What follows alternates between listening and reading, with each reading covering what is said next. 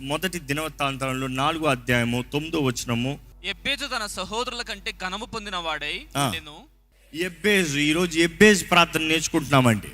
ఎబ్బేజు ప్రార్థన ఏంటది? ఇంతేనా అంటారేమో ఈ ప్రార్థన విని, కానీ ఆ ప్రార్థనలో శక్తి, ఆ ప్రార్థనలో సారాన్ని గమనిస్తే మనం ఎంతగానో నేర్చుకోవచ్చు. ఏంటి ఆ ప్రార్థన చూడండి. ఎబ్బేజు మొదటిగా ప్రార్థన చూస్తాను. ముందుగా వేదన పడి ఈయనని కంటినని ఆయన తల్లి అతనికి ఎబ్బేజు అని పేరు ఆయన తల్లి ఎబ్బేజు అని పేరు పెట్టిందంట. వేదనలో పేరు పెట్టిందంట. వేదనలో పేరు పెట్టిందంట. సంతోషంలో పేరు పెట్టలే, వేదనలో పేరు పెట్టిందంట. నొప్పిలో కన్నాను కాబట్టి ఎబ్బేజు అని పేరు పెట్టిందంట తల్లి. అంటే ఆ తల్లి నొప్పి ఏందో మామూలుగా లేదు. అందరి బిడ్డలు నొప్పితోనే కంటారు, కానీ ఈ బిడ్డకి సంథింగ్ ఏదో క్రిటికల్గా ఉందేమో. ఏంటో ఆ తల్లి అంతగా మరణ పడక దగ్గరికి వెళ్ళి ఉంటుందేమో. ఈ బిడ్డ నన్ను చంపేలాగా ఉన్నాడే, నన్ను చంపుతూ పుట్టాడు రా అన్నట్టుగా ఈ బిడ్డ పుట్టిన వెంటనే ఎబ్బేజు అని పేరు పెట్టిందంట. అంటే పేరు అనేది బైబిల్ తగినట్టుగా చూస్తే ఒక జీవిత వ్యక్తికి ప్రవచనం.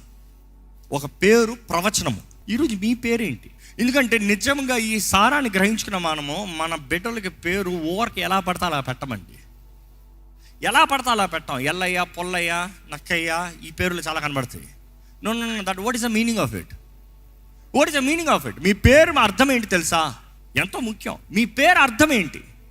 Go get the meaning. Go get the meaning. దాని అర్థం ఏంటో తెలుసుకోండి. ఎందుకంటే మీ పేరు ఒక ప్రవచనముగా ఉండాలి. అనేక సార్లు తల్లిదండ్రులు నొప్పి, బాధ, వేదనలో పేర్లు పెట్టేస్తారు. పుట్టినప్పుడు పేరు మాత్రం కాదు, పెరిగేటప్పుడు కూడా పేరు పెట్టేస్తారు. వీడు పనికి మాలినోడు, అదో పేరు, ఒక స్టాంపు. Useless fellow stamp. ఇంకా వీడు భ్రష్టుడో ఇంకొక పేరు, అది ఇంకొక స్టాంప్. ఆ రీతిగా మనుషులు, ముఖ్యంగా తల్లిదండ్రులే పేరు పెడతారండి. తల్లిదండ్రులు జాగ్రత్త, మీరు బిడ్డలకి మీరు పెట్టే పేరు మీరు వారి డెస్టినీని నిర్ణయిస్తున్నారు, వారి భవిష్యత్తుని నిర్ణయిస్తున్నారు. జాగ్రత్త. ఇక్కడ ఎబ్బేజు చూస్తే ప్రార్థన చేస్తున్నాడు.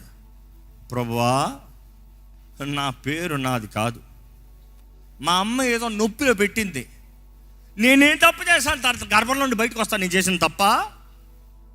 ఏం తప్పు చేశాడు ఈయన? తల్లి కంటుంది, బిడ్డ ఏమైనా కావాలని లోపల నుండి అమ్మ నిన్ను చంపుతాను అని ప్లాన్ వేసుకుని వస్తాడా? బిడ్డ ఏం తప్పు చేశాడు? ఏ పేగు చుట్టుకుందో, ఏ కష్టం కలిగిందో? ఇప్పుడు ఈ వ్యక్తి జీవితమే నొప్పి.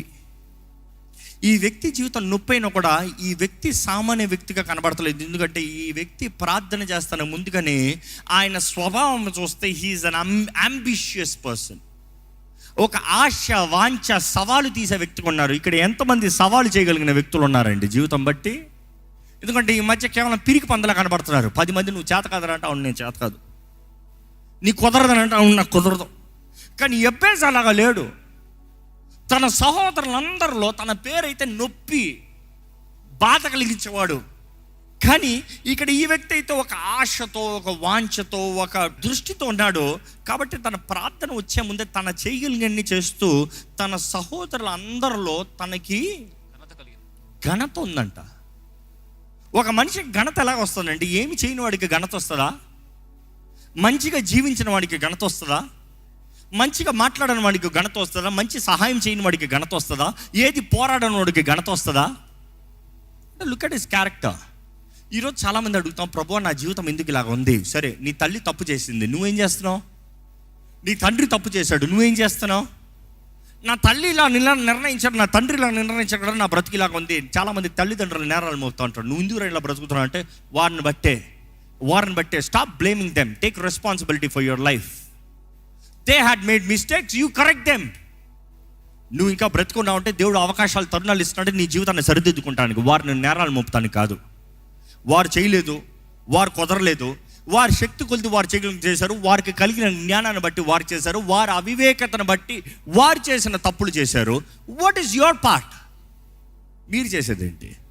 వారు చేసేదే చేస్తూ వారి నేరాలు మోపుతాం తప్పు. నీవు దేవుని వాక్ ద్వారా వెలిగించబడిన వ్యక్తి అయితే, గ్రహించుకున్న వ్యక్తి అయితే, బ్రతుకుని మార్చుకుని జీవితాన్ని సరిదిద్దుకుని చేయవలసింది చేస్తూ సరైన త్రోవలోకి వచ్చే వ్యక్తివి. ఇక్కడ ఈ అభ్యాసం మనకు బోధించాలంటే చెప్పేది, నా తల్లి ఏ పేరు పెట్టినా దేవుని దగ్గరకు వచ్చి నేను మార్చుకోవచ్చు అంటే నీవు కూడా మార్చుకోవచ్చు. నీ పేరు మారిందో లేదో కానీ నీ బ్రతుకు మారకపోతే మాత్రం వ్యర్థము. ఫైట్, పోరాడు. తన ఘనత గౌరవం కలిగిన వ్యక్తి అంట. He was more honourable than his brothers. He was a man of prayer, ప్రార్థనా పరుడు అనేది తెలియజేయబడుతుంది. ఈ యెబేజు దేవుని సన్నిధిలో మొరపెట్టి ఏడుస్తున్నాడంట. ఎప్పుడు అది చివరిసారిగా మీరు దేవుని సన్నిధిలో ఏడ్చింది? ఎప్పుడు అది మీ నిమిత్తమై దేవుని సన్నిధిలో కేక వేసి ఏడ్చింది? దేవుని వాక్యం తెలియజేయబడుతుంది, మన కన్నీటిని దేవుడు ఆయన బుడ్డులో దాచిపెడతాడంట. అంటే మన కన్నీరుని ఆయన బుడ్డులో దాచిపెడతాడన్నప్పుడు ఏంటి అర్థం? నేను ఇలా ఊహిస్తాను, దేవుడు మన కన్నీటిని ఆయన బుడ్డులో దాచిపెడతాడన్నప్పుడు ఆయన మన కన్నీరుని ఎత్తిపెట్టి మన జీవితంలో చేయబోయే కార్యానికి ఆయన విత్తనాన్ని విత్తి మన కన్నీరుని పోస్తాడని. ఎందుకంటే విత్తనము దేవుడు ఇవ్వాల్సింది, మనం స్వతంత్రించుకుంది కాదు, మనం సంపాదించుకుంది కాదు, మనం చేయగలిగింది కాదు. It is a gift from God. Opportunities gift from God. కానీ నీవు కన్నీరు ఉందా? దేవుడు అంటాడు, ఇంకా కన్నీటిని వేస్తున్నాను, నీకు నీ కన్నీరుని తీసి నీ విత్తనానికి వేస్తున్నాను, నీకు నేను పెట్టిన విత్తనానికి వేస్తున్నా, మొలుస్తుంది.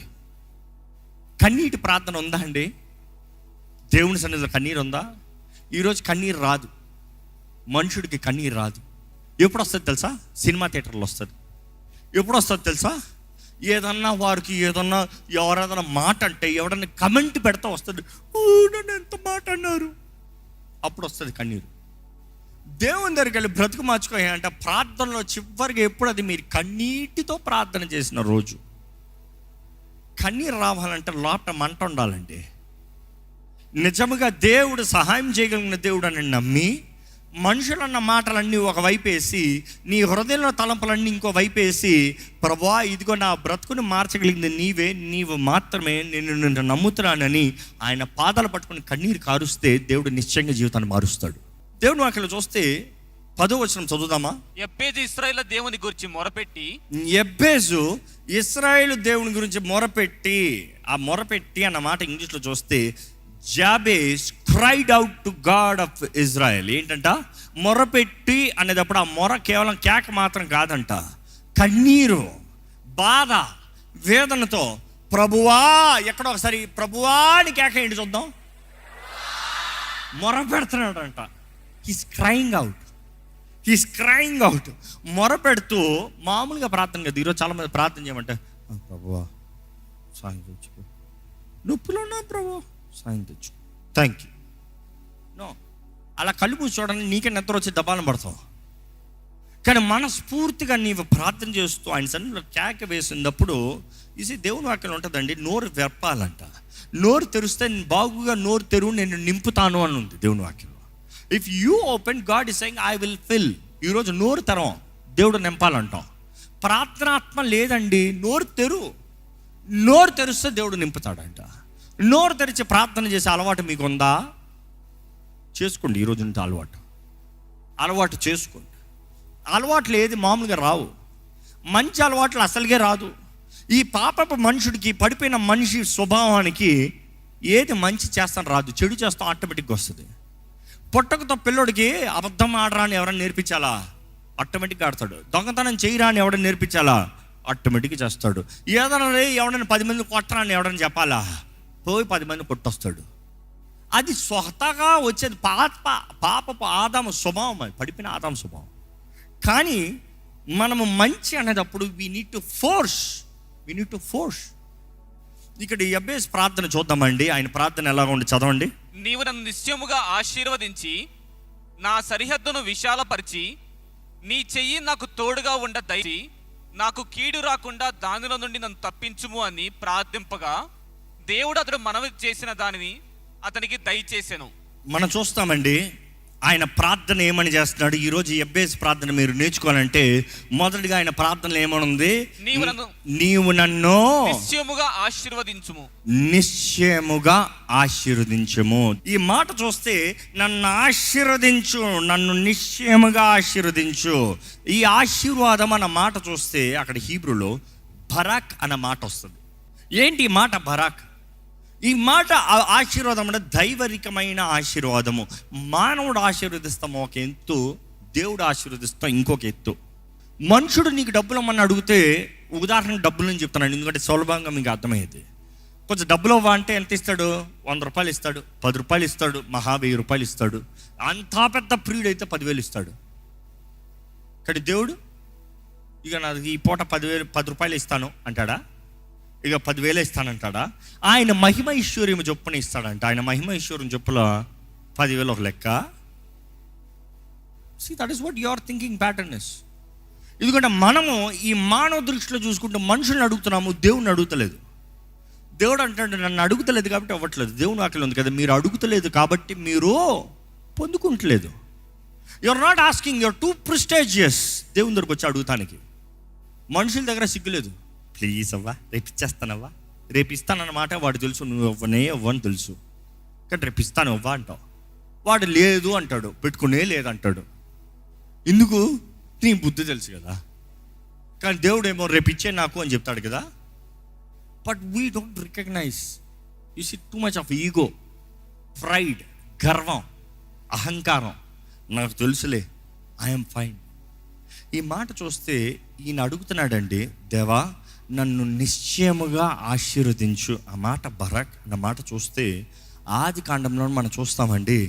దేవుడు ఆదాము అవ్వని సృష్టించిన తర్వాత, రూపించిన తర్వాత వారిని దీవించాడు అన్న మాట చూసినప్పుడు గాడ్ బ్లెస్డ్ దెమ్ అన్న మాట చూస్తే బరాక్ అన్న మాట ఉంటుంది. ఏంటి? మీరు వెళ్ళి ఫలించి అభివృద్ధి చెందండి. ఆ మాట బరాక్. ఫలించి అభివృద్ధి చెందండి, మల్టిప్లై, బీ బ్లెస్డ్. దేవుడు ఆశీర్వదిస్తున్నాడు. దేవుని విధానం అది. అక్కడ నుండి మనం చూస్తాము, దేవుడు అబ్రహాముని దర్శించిన వెంటనే ఆ రాత్రి మొదటిసారి దర్శించిన ఆది కాండం 12లో చూస్తాము. ఆ రాత్రి దర్శించేటప్పుడు దేవుడు ఏమంటున్నాడు తెలుసా? I'll bless you. అక్కడ ఏంటి? బరాక్. సేమ్ మాట. ఈ మాట చూస్తే బైబిల్లో చూస్తే ఇంచుమించు 330 సార్లు రాయబడి ఉందండి. ఈ మాటలో చూస్తే అబ్రహాంతో దేవుడు అంటాడు, నిన్ను ఆశీర్వదించు వారిని నేను ఆశీర్వదిస్తాను. I will bless those who bless you. అబ్రహాంతో చెప్పినప్పుడు నిన్ను ఆశీర్వదించిన వారిని నేను ఆశీర్వదిస్తాను. I will bless and multiply. ఎవరైతే నీ పక్షాన ఉన్నారో, ఎవరైతే నీకు సహాయం చేస్తున్నారో, ఎవరైతే నిన్ను దీవిస్తున్నారో, ఎవరైతే నీతో సరిగా ఉన్నారో వారిని నేను ఆశీర్వదిస్తాను. What a blessing. అంటే అబ్రహాంతో స్నేహం, అబ్రహాంతో సహవాసము ఆశీర్వాదానికి ఆటోమేటిక్గా ప్యాకేజ్. రెండోదిగా చూస్తానండి, యాకోబుడు దేవునితో పెనుగులాడుతున్నాడు.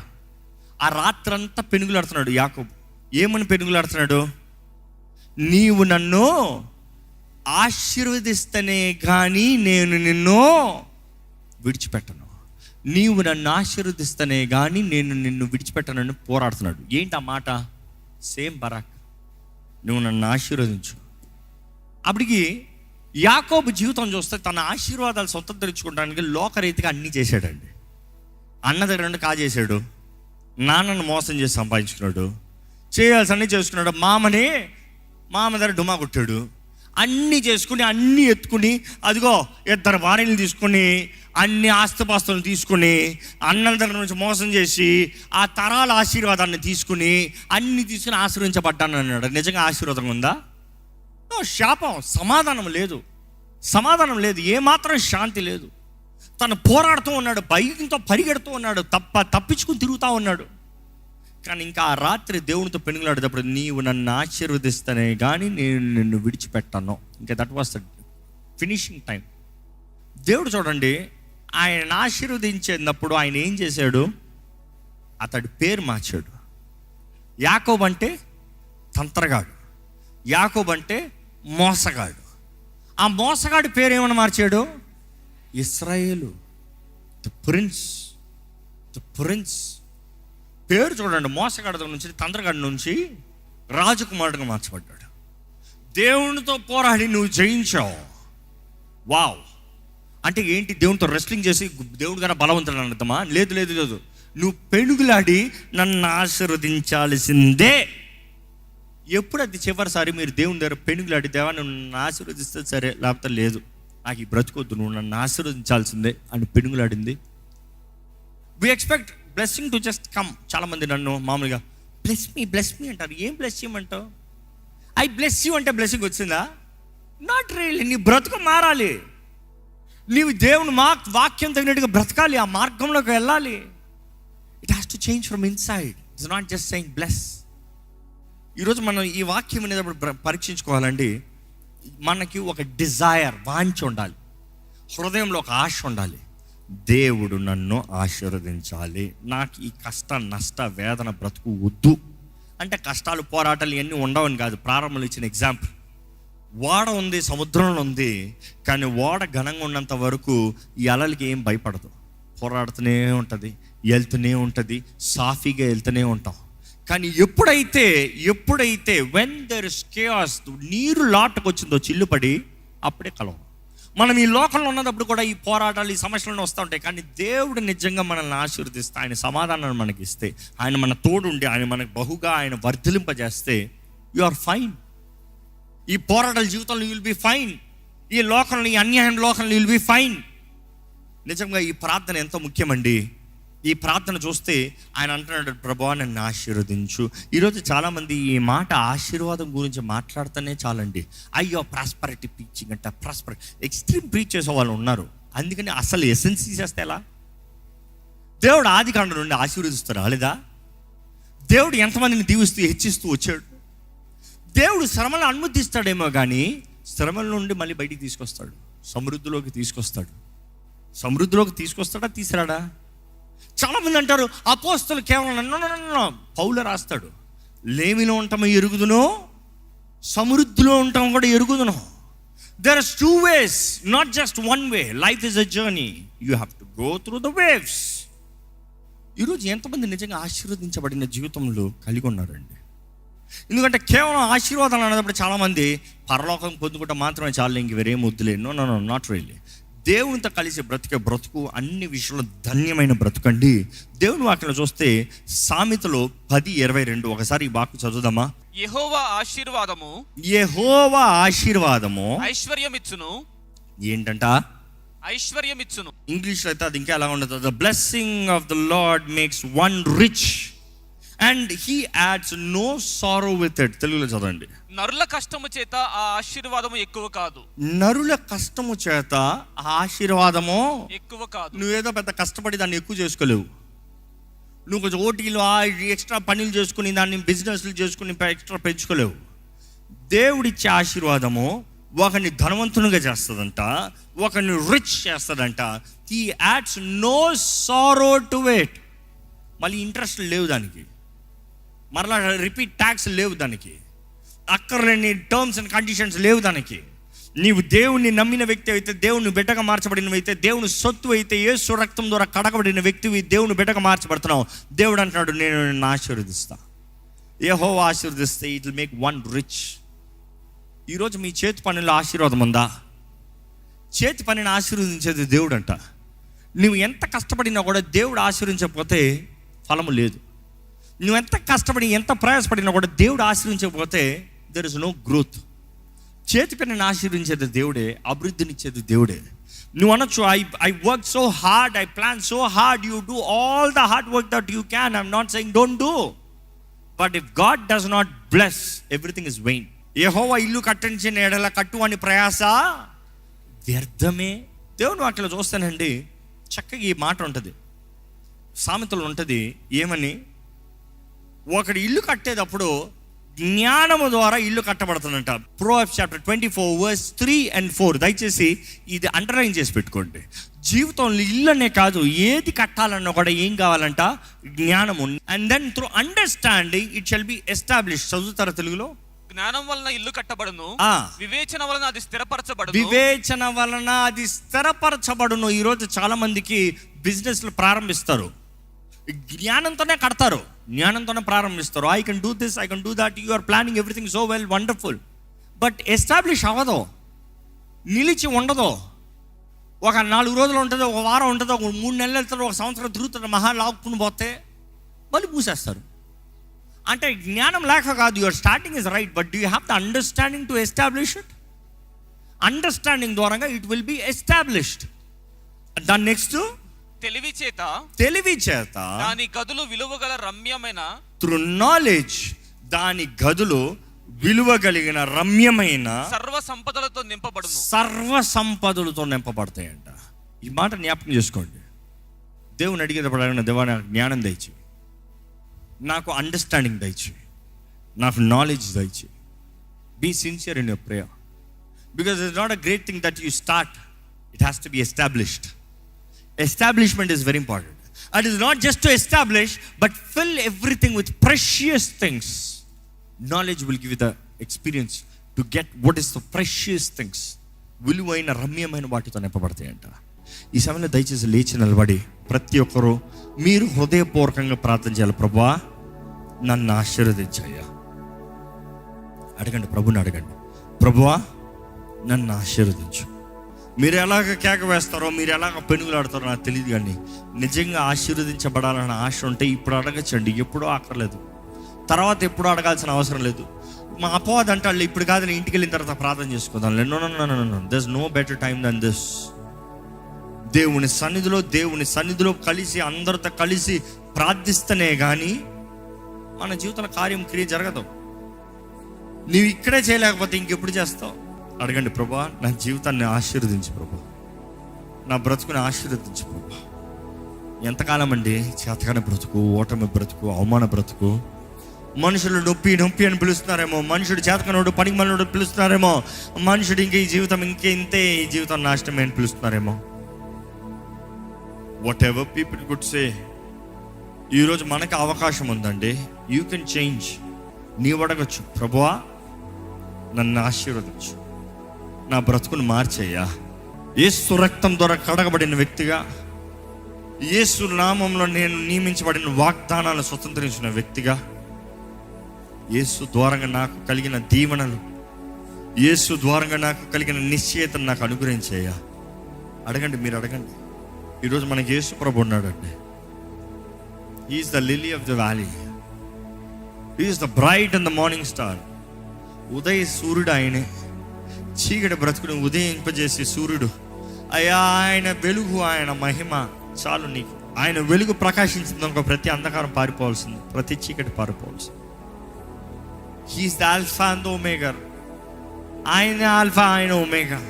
ఈరోజు సమస్యల బ్రతుకుల్లో, ప్రెషన్లో, కన్ఫ్యూజన్, కేవస్లో ఉన్నారేమో. మీకు జవాబు వేసానండి, ఆయనే జవాబు ఇవ్వగలుగుతాడు. ఆయన మాత్రమే మీ పాపాలన్నీ క్షమించగలిగిన దేవుడు. ఎందుకంటే పునరుద్ధానుడు ఆయన, మృత్యుంజయుడు ఆయనే. మనుషుల పాపాలని క్షమించగలిగిన అధికారం కలిగిన దేవుడు ఆయనే. ఆయన రక్తం ద్వారానే మనకు విమోచన. ఈరోజు ప్రభు మీతో మాట్లాడుతున్నాడంటే చెప్పండి, దవా ఇదిగోనయ్యా నన్ను సమర్పించుకుంటాను, నువ్వే నన్ను ఆశ్రయించే దేవుడు, నీవేనయ్యా నా కీడునంత కొట్టివేసే దేవుడు, నీవే నన్ను బలపరిచి లేవనెత్తే దేవుడు, నీవే నన్ను అభిషేకించగలిగిన దేవుడివి. ఆస్క్ గాడ్, నన్ను ఆశీర్వదించు, నా సరిహద్దులు విశాలపరచు. నువ్వెంత కష్టపడినను దేవుడు ఆశీర్వదించకపోతే వ్యర్థమేనండి. యెహోవా ఇల్లు కట్టించిన ఎడల కట్టువాని ప్రయాస వ్యర్థమే. రాత్రంతా నువ్వు మెలకు ఉండి కావలి కాల్చిన కూడా ఈ దేవుడు కాపుదలు అవ్వకపోతే వ్యర్థమే. Ask God, expand my territory, enlarge my territories. నా సరిహద్దులు విశాలపరచు. అడగండి, ప్రతి కీడు నా దగ్గర నుంచి దూరపరిచేయ్యా, ప్రతి కీడు నా దగ్గర నుంచి దూరపరచు ప్రభా. నా జీవితంలో ఇంకేది వెరకకూడదు ప్రభా, ఏది ఇరిగిన పరిస్థితులు వెళ్ళకూడదు ప్రభా. నా హృదయాన్ని పగలగొట్టే కార్యాల నుండి దూరపరచు. నా మనసును పాడు చేసే వ్యక్తుల దాని నుంచి దూరపరచు. నా కుటుంబాన్ని వెరగొట్టే వ్యక్తుల దాని నుంచి దూరపరచు. నా జీవితాన్ని పాడు చేసే వాడిని నన్ను దూరపరచు. ఏ దుష్టుడికి చోటు ఉండవద్దు. మనుషులు ఇప్పటికే ఎన్నో మాట్లాడినారేమో, నువ్వు పనికి రావు, నువ్వు చేత కాదు, నువ్వు దేనికి మంచిది కాదు, you're not good for a family life, you're not good for the church, you're not good for a job, you're good for nothing అని మనుషులు ఎన్నెన్నో మాట్లాడినారేమో. నువ్వు ఇంకా చదవలేవు, నువ్వు ఇంకా సంపాదించలేవు, నువ్వు పోరాడలేవు అని మనుషులు ఎంతో అవమానపరిచారేమో. మనుషులు నా మాటలు కాదండి నిర్ణయించేది నీ జీవితాన్ని. దేవుడు ఆయన పాదాలు పట్టుకోండి, ఆయన పాదాలు పట్టుకుని పోరాడండి, పెనుగులాడండి.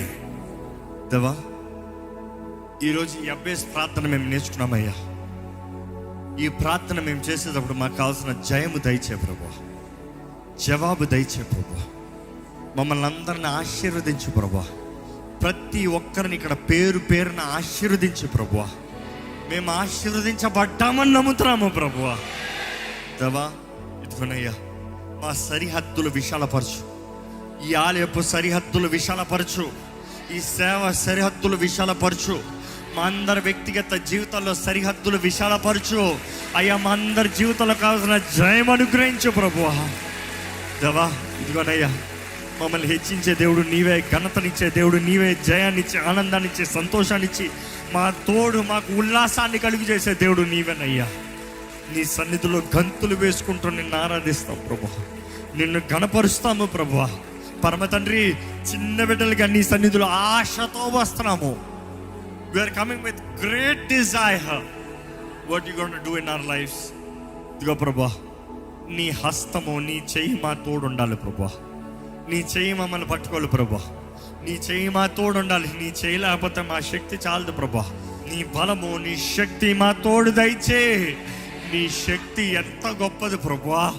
నీ శక్తి మా తోడు ఉంటే మేము ఎన్ని గొప్ప కార్యాలు చేస్తామయ్యా. మాకు కావాల్సిన మార్గదర్శనాన్ని దయచి. Show us the way, show us the path, show us the guidance, Lord Father. దేవా ఇదిగోనయ్యా, ప్రతి కీడుని అతని నుంచి దూరపరచు, ప్రతి నాశనాన్ని మదర్ నుంచి దూరపరచు. మా సమాధానాన్ని పాడు చేస్తున్న ప్రతి అపవాది కార్యములు యేసు నామములో లయమైపోవునుగా నాకు జ్ఞాపిస్తున్నాను. మమ్మల్ని నాశనం చేయి పొంచున్న ప్రతి చీకటి ప్రభావం, చీకటి నాలుగులో చీకటి ప్రభావం ద్వారా ఏర్పరచబడిన మనుషులు కూడా నజరేయుడైన యేసు నామములో లయమైపోవునుగా నాకు జ్ఞాపిస్తున్నాము. జయకరమైన జీవితంలో మాకు యేసు నామంలో కలదు అని యేసు నామంలో ప్రకటిస్తున్నాము. We're victorious through Christ Jesus. యేసు చేసిన కార్యాలను బట్టి మేము నీతిమంతులుగా విశ్వాసం ద్వారా మార్చబడతాం. మాకు అనుగ్రహించబడిన నీతిని బట్టి ధైర్యంగా ఆయన కృపా సింహాసనం దగ్గరికి మా అవసరతల నిమిత్తమై అడుగుపెట్టి ప్రభా తండ్రి, అబ్బా తండ్రి అని పిలుస్తూ అయ్యా నిన్ను ఆరాధించేవారుగా, నిన్ను గణపరచేవారుగా జీవించే భాగ్యము మాకు అనుగ్రహించి విశ్వాసంతో వస్తున్న ప్రతి ఒక్కరిని బలపరచు. విత్తన వాక్యాన్ని ముద్రించి ఫలింపజేయమని యేసు నామములో అడిగుచున్నాం తండ్రి. ఆమేన్, ఆమేన్. దైవం